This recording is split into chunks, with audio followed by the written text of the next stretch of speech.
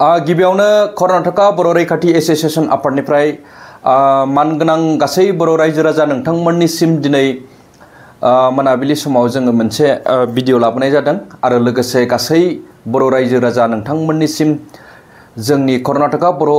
रैखाथि एसोसिएशन आफादनिफ्राय गासैनिसिमबो गाहाम हामलायनाय बावहरग्रोबाय।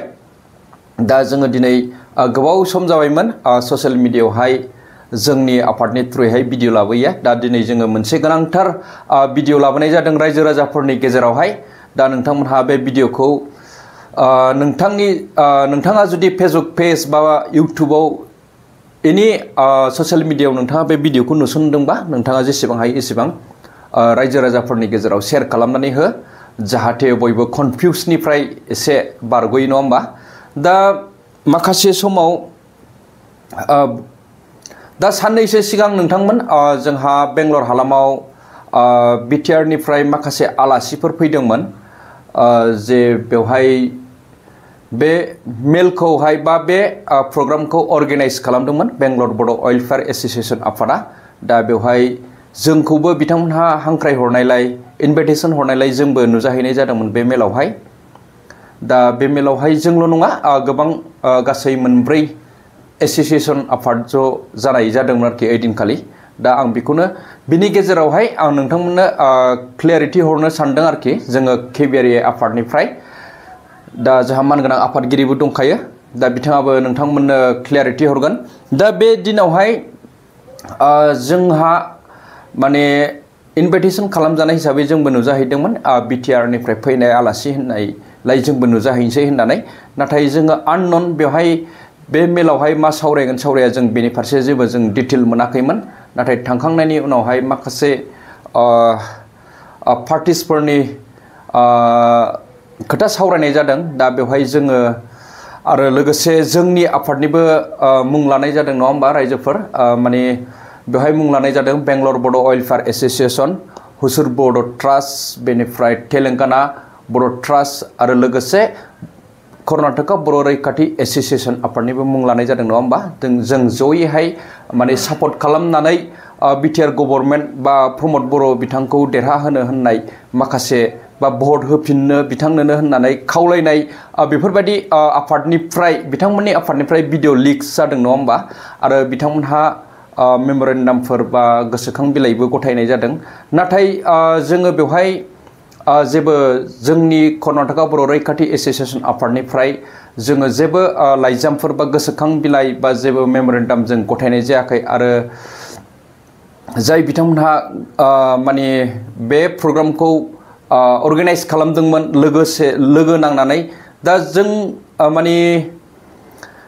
जोंखौबो बिथांमोनहा खावलायनाय हिसाबै जों नुजाहैदों। नाथाय जोङो बेवहाय इनभल्भ गैयामोन। जोङो बिटिआरनिफ्राय जाय बिथांमोनहा आलासि नुजाफैदों जों बिथांमोनखौ मान होयो आरो जों बिथांमोनजों मिटबो जादों, लोगो हमनानै जों गोबांथार खोथा सावरायदों। नाथाय आङो बेखौनो क्लियार खालामहरनो नागिरदों कर्नाटका बर' रैखाथि एसोसिएशन आफादनि जेनेरेल सेक्रेटारि जानानै माने जोंनि कर्नाटका बर' रैखाथि एसोसिएशन आफादा माब्लाबाबो बबेबा मोनसे पलिटिकल पार्टिजों जोंहा लिंक गैया, जोंहा सोमोन्दो गैया। माने जोङो नाथाय गासैबो सोरबा पलिटिकल पार्टि बा माबा मोनसे आफाद बा बर' समाजनि माबा मोनसे बर' हारिनि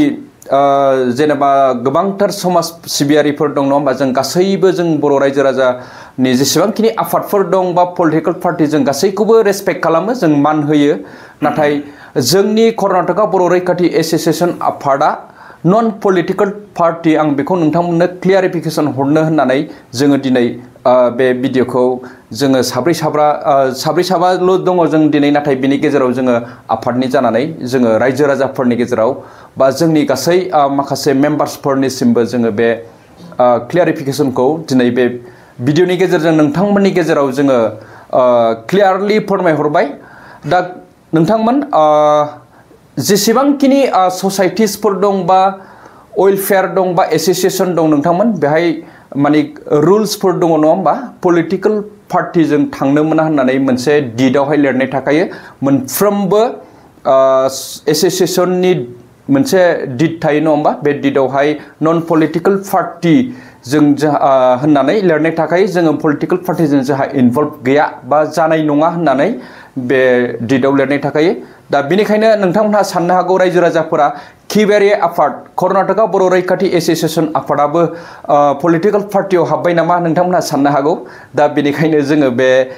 भिडिअखौ लाबोनाय जादों जोङो माब्लाबाबो जोङो सिगां समनिफ्रायनो पलिटिकल पार्टिफोरखौ जोङो रेसपेक्ट खालामो नाथाय जोङो पलिटिकल पार्टिजों जोंहा इनभल्भ गैया आं बेखौ नोंथांमोननो क्लियारलि खोन्थाहरबाय जोंनि कर्नाटका बर' रैखाथि एसोसिएशन आफादा नन पलिटिकल पार्टि आरो जोङो माखासे जे धोरोमनि खोथा फैयो नङा होमबा बेजोंबो जोंहा लोब्बा गैया जेरावहाय हिन्दु ख्रिस्टियान बर' बायदि बायदि रोखोमनि जोंनि बर' माहारिनि गेजेरावहाय धोरोमफोर दं नङा होमबा रायजोफोर दा जोंहा बेजोंबो जेबो लोब्बा गैया जोंहा अनलि खालि बर' रायजोफोर बा बर' माहारिजोंल' जोंहा लोब्बा दङ जोंनि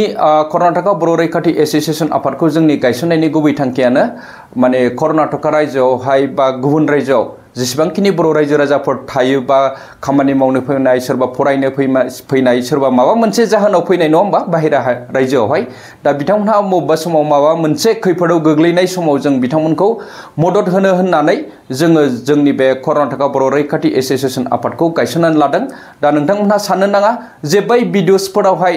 जोंनिबो मुं फैदों जोंबो मिटिङाव इनभाइटेसन मोननायलाय जोंबो नुजाहैदों बे समाव बिथांमोनहा जोंनिबो मुं लादों नाथाय बेवहाय जोङो जेबो इनभल्भ गैया जोङो माने बिटिआरनिफ्राय फैनाय हिसाबै जोंबो रेसपेक्ट खालामहैदों बिथांमोनखौ दा नोंथांमोनहा साननो नाङा केबारे आफादाबो पलिटिकल पार्टियाव हाबबाय होननानै दा जोङो माब्लाबाबो जोङो माने क्लियारलि बुंखायो बा जोङो माब्लाबाबो थांनाय नङा बबेबा पलिटिकल पार्टिजों नाथाय जों गासैबो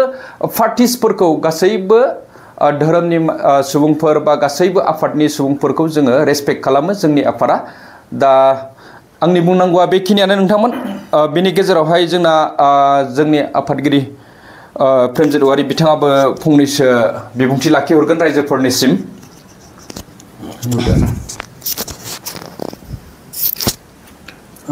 खुलुमबाय रायजोफोर दा दिनैनि बे भिडिअ लाबोनायनि जाहोना बेनो रायजोफोर आङो कर्नाटका बर' रैखाथि आफादनि आफादगिरि आंनि मुङा प्रेमजित औवारि दा दिनै मैयासो जानानै थांनाय मोनसे ससियेल मिडियाआव गोबां भाइरेल जालांनाय जोंनि बेंगलर बड' वेलफेयार एसोसिएशन आफादनिफ्राय रायजोफोरनाव भट बिनाय सोरबा आफादनि नामै दा बेफोरबायदि भाइरेल जालायनायाव नोंथांमोना साननो हागौ जोंनि कर्नाटका बर' रैखाथि आफादखौबो बेंगलराव थानानै बिथांमोनाबो पलिटिक्सआव हाबबाय होननानै साननो हागौ नाथाय बिदि नङा नोंथांमोन दा जोङो मोनसे आफादा मोनसे पलिटिक्सआव थानो हाया जोङो बर' हारिनि गासैबो रायजो राजाखौ दुखु सुखु जानाय आरो खैफोद आफादाव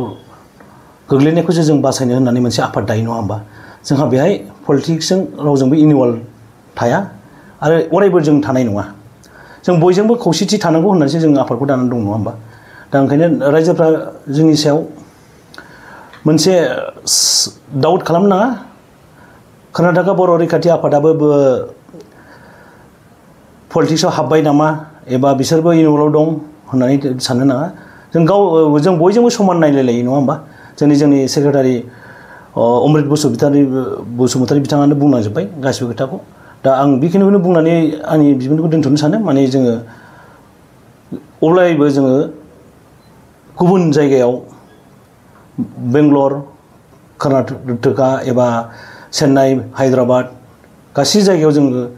थानाय गासिबो बर' माहारिखौ जों बासायनो होननानैसो जोङो आफादखौ दानानै दोनदों नङा होमबा जोङो पलिटिक्स पार्टियाव जों अरायबो थानाय नङा गोजोन्थों रायजोफोर आंनि बिबुंथिखौ बेसिखिनियाव बुंनानै दोनथ'नाय जाबाय थेंक इउ रायजोफोर जोंना साराबो सुंद' बिबुंथि हरबाय दा नोंथांमोनखौ आं बेखौनो खावलायनो सानदों फिन खेबसे नोंथांमोनहा बे भिडिअखौ जेसेबां हायो एसेबां शेयार खालामनानै हो जाहाथे जोंनि बर' रायजो राजा बिथांमोनहा क्लियार जायो नङा होमबा दा मोनसे आफादा बा मोनसे आफादखौ मानि थाखाय गायसनो बा मोनसे आफादखौ मानि थाखाय गायसननाय जादों बेखौ नोंथांमोनहा एसेब्लाबो मिथिगौ जोंनि कर्नाटका बर' रैखाथि एसोसिएशन आफादनि थांखिया मा बेखौ एसेब्लाबो जों सुंद'यै फोरमायहरबाय दा बेनिखायनो आं बेखौनो जोबथायाव फिन खेबसे खावलायबावबाय नोंथांमोनहा जेसेबां हायो एसेबां बे भिडिअखौ शेयार खालाम जाहाथे बयबो क्लियार जायो आरो लोगोसे जेसेबांखिनि जोंनि बर' रायजो राजा बिथांमोनहा बेंगलर कर्नाटक रायजोआव फैनानै माबा मोनसे दुखु सुखु जाफैदोंब्ला जाहाथे जोंनि आफादनि नोंथांमोनहा मदद लानो हायो आं जोंनि गासै हेल्पलाइन नाम्बारखौ आङो स्क्रिनावबो होना होगोन नोंथांमोनहा बे हेल्पलाइन नाम्बारावहाय एनि टाइम कन्टेक्ट खालामनानै जोंनिफ्राय मदद लानो हागोन आरो लोगोसे बेखिनियावनो जोंनि बे सुंद' भिडिअखौ दोनथ'नाय जाबाय रायजोफोर गोजोन्थों थेंक इउ